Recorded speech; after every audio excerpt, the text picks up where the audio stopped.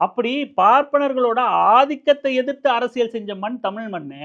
அந்த அந்த ஆதிக்கத்தை எதிர்த்துட்டு குறைஞ்சபட்சம் அரசியல் அதிகாரத்தில் இருந்தாவது அவங்கள மக்கள் வாக்களிச்சு அப்புறப்படுத்தியிருக்காங்க.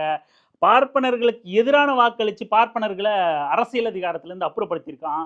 ஆனா இன்னும் அரசு எந்திர நீதிமன்றத்திலையும் ஒன்றிய அரசு டெல்லி அதிகாரத்தை கட்டுப்பாட்டில் இருக்கிற அத்தனை இடங்களையும் பார்ப்பனர்கள் ஆதிக்கம் தான் இருக்கு. அதை எதிர்த்து நம்ம இன்றும் போராடிக்கிட்டு இருக்கோம். ஆனா எந்த மண்ணில் பார்ப்பனர் எதிர்ப்பு இயக்கம் கண்டுச்சோ அந்த மண்ணில் பார்ப்பனர்களுக்கு வாய்ப்பு மறுக்கப்பட்டிருக்குப்பா. அதனால அவங்களுக்கு கூட்டு வந்து நான் சீட்டு கொடுக்குறேன்னு 2% 1% கூட மக்கள் தொகை இல்லாத ஒரு பிரிவினருக்கு 6 சீட்டு கொடுத்துருக்கான்னா இவன் எவ்வளவு பெரிய இனத்துரோகி அப்படிங்கிறத நாங்க மனசுல வச்சுக்கணும். இவன் பேசுற அரசியலான ஈழத்துக்கும் துரோகம் செஞ்ச எச்சப்பொறிக்கு இவன் தமிழ்நாட்டில் இந்த தமிழ்நாட்டு தமிழர்களுக்கும் தொடர்ந்து துரோகம் விளைவிக்கக்கூடிய தமிழர்களின் எதிரியான இன எதிரியான ஆரியர்களுக்கு வாய்ப்பளிச்சு அவர்களை மறுபடியும் நம்ம உச்சந்தலையில் ஏறி உட்கார வைக்கக்கூடிய வேலையை இந்த பார்ப்பன எச்ச எலும்பு குருமூர்த்தியோட ரத்தம் வேலை செஞ்சுக்கிட்டு இருக்கான் அப்படிங்கிறத நாம நினைவில் கொள்ளணும்.